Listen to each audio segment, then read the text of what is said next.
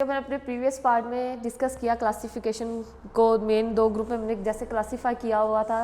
दो ग्रुप थे, cryptograms and second one is the phaeograms. ठीक है, तो हम सबसे पहले इस जो पार्ट में ना हम स्टडी करेंगे अपने क्रिप्टोग्राम्स को डिटेल में।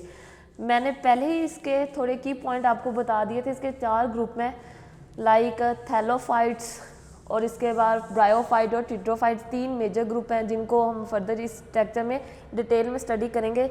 लाइक मैंने जैसे अभी बताया कि थैलोफाइट प्लांट हम किन्हें बोलते हैं, which consist on thallus body. यहाँ पे लिखा भी हुआ है the body of the plant in this group is thallus, that mean the plant is not differentiated into stem, leaves and roots. Means के जो इस कैटेगरी से बिलोंग करते होंगे ना प्लांट्स, वो क्या होंगे, थैलोफाइट्स होंगे। मीन्स कि उनकी बॉडी किन के ऊपर कंसिस्ट होगी, थैलस के ऊपर होगी। यानी कि उसको आप डिफ्रेंशिएट नहीं कर सकोगे कि ये प्लांट है, लेकिन ग्रीन होने की वजह से ना हमने उनको क्लासीफाई किया हुआ है, उन्हें प्लांट में रखा हुआ है, उन प्लांट के अंदर ना हमने ग्रुप किया हुआ है। ठीक है, क्यों, सिर्फ उनके कलर की वजह से। लेकिन जो होते हैं ना थैलस बॉडी होती है या थैलोफाइट प्लांट होते हैं, उनके अंदर ना जो ट्रू रूट्स और लीव्स होते हैं वो क्या होते हैं, एब्सेंट होते हैं। उनकी रिप्लेस उनके अंदर ट्रांसलोकेशन करने के लिए, ट्रांसपोर्टेशन करने के लिए मटेरियल को या वाटर को करने के लिए कौन से कंपोनेंट होते हैं as replace true leaves and stem, उनके पास होते हैं रेजोइड्स। वो क्या करते हैं, उनके लिए वाटर को या उनके न्यूट्रॉन को क्या करते हैं, एब्जॉर्ब करते हैं। ठीक है, और ये क्या लिखते हैं, इसीलिए बहुत इंपॉर्टेंट क्वेश्चन भी पूछा जाता है कि थैलस या थैलोफाइटा प्लांट कौन से होते हैं। ठीक है, which can not be differentiated into true roots and leaves. तो on the base of the thallus body plant thallophyta can be divided into two major type. One is the algae and second one is the fungi. ठीक है, algae और fungi में difference क्या आ जाता है। सबसे पहले एल्गी होती क्या है, एल्गी की सबसे पहले हमें स्टडी के बारे में पता होना चाहिए कि जिस ब्रांच में हम एल्गी को स्टडी करते हैं उन्हें हम क्या नाम देते हैं, फाइकोलॉजी। ये बहुत ही इंपॉर्टेंट शॉर्ट क्वेश्चन है, पूछा भी जाता है बोर्ड में कि एल्गी की स्टडी को हम क्या नाम देते हैं या उस ब्रांच का क्या नाम है जिसमें हम जस्ट किसको स्टडी करते हैं, एल्गी को, तो उसको हम बोलते हैं फाइकोलॉजी।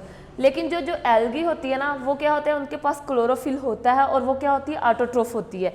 अब एल्गी है क्लोरोफिल एंड ऑटोट्रोफ, मतलब कि ये जितने भी एल्गी आपको दिखाई देंगे ना, जिनको हम उर्दू ज़ुबान में काई का वर्ड यूज़ करते हैं, अक्सर आप लोगों ने ना पॉन्ड्स वगैरह में या कैनाल्स वगैरह जहाँ पे पानी रुका हुआ होता है ना, पानी मूव नहीं कर रहा होता, एक जगह पर पानी जमा हो जाता है, तो कुछ ही दिन बाद हम देखते हैं कि उस पानी का कलर वहाँ से क्या होना शुरू हो जाता है, चेंज होना शुरू हो जाता है, वो ग्रीनिश कलर में शो होना शुरू हो जाता है। वजह क्या है कि उनके ऊपर ना बैक्टीरिया की कॉलोनी की वजह से एक लेयर प्रेजेंट, एक लेयर बन जाती है ग्रीन कलर की, जिसे हम काई का नाम देते हैं। वो बेसिकली होती क्या है, एल्गी ही होती है। ठीक है ना, जो क्या करती है, एक ग्रास लाइक स्लाइमिक लेयर होती है जो कि किसी भी पॉन्ड या वाटर की सरफेस के ऊपर एक लेयर बन जाती है। अब ग्रीन कलर वो क्यों शो करवाती है, क्योंकि उनके पास क्या प्रेजेंट होता है, pigment, that is the chlorophyll.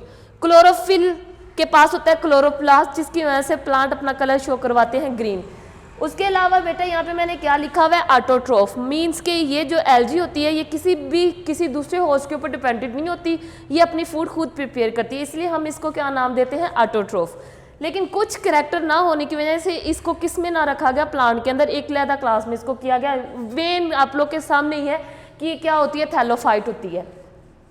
दूसरा बेटा मैंने यहाँ पे क्या लिखा हुआ है, बॉडी इसकी क्या होती है, थैलस लाइक होती है, means can not differentiate in root and stem. आगे मैंने क्या लिखा है, कुछ एल्गी की को on the base of this chlorophyll या on the base of pigmentation इसको फर्दर क्लासीफाई किया गया है।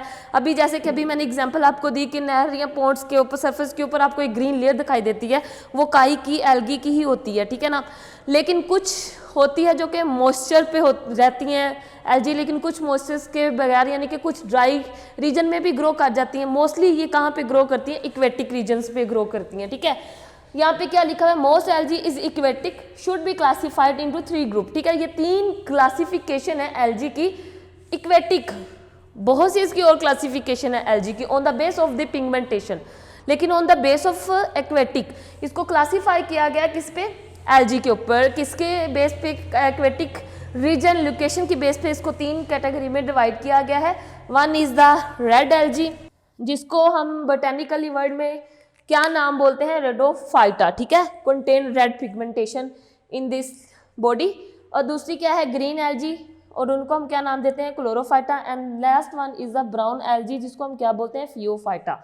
On the base of the aquatic regions, aquatic location, algae को कितने ग्रुप में डिवाइड किया गया, 3 में। First is the red algae, second one is green algae and last one is the brown algae. Clear. उसके अलावा हम स्टडी करेंगे इसके दूसरे थैलोफाइट्स के दूसरी क्लास को, दैट इज द फंजाई। जैसा कि अभी मैंने बताया कि हम एल्गी की स्टडी को क्या नाम देते हैं, फाइकोलॉजी, और इसी तरह फंजाई को जिस ब्रांच में स्टडी किया जाता है उसको हम नाम देते हैं माइकोलॉजी। और ये बहुत ही इंपॉर्टेंट क्वेश्चन है कि फंजाई की स्टडी को हम क्या बोलते हैं, जिस ब्रांच में हम फंजाई को स्टडी करते हैं तो उस ब्रांच को हम क्या नाम देते हैं, that is a mycology. Clear. उसके अलावा मैंने क्या लिखा है, जैसे कि एल्गी है वो ग्रीन कलर में शो करवाती है, उसके अंदर क्या प्रेजेंट होता है, क्लोरोफिल। लेकिन जो फंजाई होती है उसके अंदर क्लोरोफिल एब्सेंट होता है। और इन शॉर्ट, इन लोकल हम लैंग्वेज में इन्हें नाम देते हैं मशरूम्स का। ठीक है, fungi, all mushrooms belong to fungi. ठीक है, इसके अंदर क्लोरोफिल क्या होता है, एब्सेंट होता है। और इसके अंदर जो रिजर्व फूड होती है ना, जो इसके अंदर अपनी फूड को स्टोर करता है, वो किस फॉर्म में स्टोर करता है, ग्लाइकोजन की फॉर्म में स्टोर करता है। और जो फंजाई है ना, फंजाई टिपिकली देखा जाए तो प्लांट, ठीक है ना, किस ग्रुप में रखा गया है, क्रिप्टोग्राम्स में रखा गया है। तो प्लांट का आपको पता है कि प्लांट के अंदर सेल वॉल प्रेजेंट होती है, प्रोटेक्टिंग लेयर। ठीक है, लेकिन जो ये होती है ना इस फंजाई की सेल वॉल, वो किससे मिलकर बनी होती है, काइटन से। जबकि प्लांट की जो सेल वॉल होती है ना, वो किससे मिलकर बनी होती है, सेलुलोज से मिलकर बनी होती है। उसके अंदर केमिकल कंपाउंड मटेरियल कौन सा होता है, प्लांट के अंदर सेलुलोज। जबकि फंजाई के सेल वॉल के अंदर क्या प्रेजेंट होता है, काइटन। ये बहुत ही इंपॉर्टेंट डिफरेंट क्वेश्चन एमसीक्यूज के तौर पर पूछा जा सकता है कि write down the composition of cell wall of fungi. तो इसका आंसर क्या होगा, काइटन। ठीक है, क्लियर। अगर आपको दिखाया जाए तो आपने देखी भी होगी मशरूम्स, हाइफी लाइक इसका स्ट्रक्चर प्रेजेंट होता है। और कुछ ऐसी मशरूम्स होती है जिनको हम किसके पर्पस के लिए यूज करते हैं, ये कंप्लीट क्या है, इसकी माइसीलियम है, जिसे हम मशरूम भी बोलते हैं, या आप इसे क्या बोल सकते हो, फंजाई भी बोल सकते हो। और बहुत सी ऐसी फंजाई होती है जिसे हम एडिएबल पर्पस के लिए भी यूज़ करते हैं, और कुछ की इकोनॉमिक इंपॉर्टेंस भी होती है, मेडिसिन में भी यूज़ की जाती है क्योंकि इसके अंदर न्यूट्रिएंट कंटेंट बहुत ज़्यादा प्रेजेंट होता है। यहाँ पे मैंने कुछ एग्जांपल लिखी हुई हैं फंजाई की। First of all is the agaricus, ये वो मशरूम है जिसको आप खा सकते हो, इज़ द एडिएबल मशरूम। दूसरी है यीस्ट, ये हम बेकरी वगैरह में जब भी कोई केक या पेस्ट्री वगैरह बनाते हैं तो उसमें हम इसको यूज़ करते हैं, ये बेकरी में यूज़ होती है। Yeast is the class of the fungi. And last में मैंने क्या लिखा हुआ है, एस्पेरिजिलस। एस्पेरिजिलस जो है ना, ये फॉर मेडिसिनल यूज़ के लिए यूज़ की जाती है। यहाँ पे मैंने 3 क्लास के नाम लिखे हैं, एगेरिकस, यीस्ट एंड एस्पेरिजिलस। इनमें ये फर्स्ट वाली क्या है, एडिएबल होती है, हम इसे खा सकते हैं। और इन तीनों के अंदर जो न्यूट्रिएंट कंटेंट होता है ना, वो बहुत हाई कंटेंट फॉर्म में प्रेजेंट होता है। ठीक, क्लियर है। उसके बाद है सेकंड क्लास किसकी, क्रिप्टोग्राम्स की, that is the bryophyte. Bryophyte के बारे में बहुत ही इंपॉर्टेंट बात है कि ये सबसे पहले फर्स्ट लैंड प्लांट था। जब प्लांट की ग्रुपिंग की गई थी ना, प्लांट की क्लासिफिकेशन की गई थी, तो सबसे पहले जो फर्स्ट लैंड प्लांट हुआ था ना, जब एवोल्यूशन हो रही थी, स्टार्ट में जब एवोल्यूशन की गई थी, आपको मैंने पहले भी एवोल्यूशन के बारे में बताया कि जब एवोल्यूशन स्टार्ट हुई थी तो सबसे पहले जो ऑर्गेनिज्म था वो वायरस था। उसके बाद आहिस्ता आहिस्ता एवोल्यूशन हुई और प्लांट के अंदर क्लासिफिकेशन होना स्टार्ट हुई। तो सबसे पहले जो लैंड के ऊपर प्लांट था वो ब्रायोफाइट था। और ये बहुत ही इंपॉर्टेंट वाइवा और एमसीक्यूज के लिए क्वेश्चन है। और ये कहाँ पे आपको ज़्यादातर मिलेगा, ड्राई और मॉइस्ट रीजन में मिलेगा।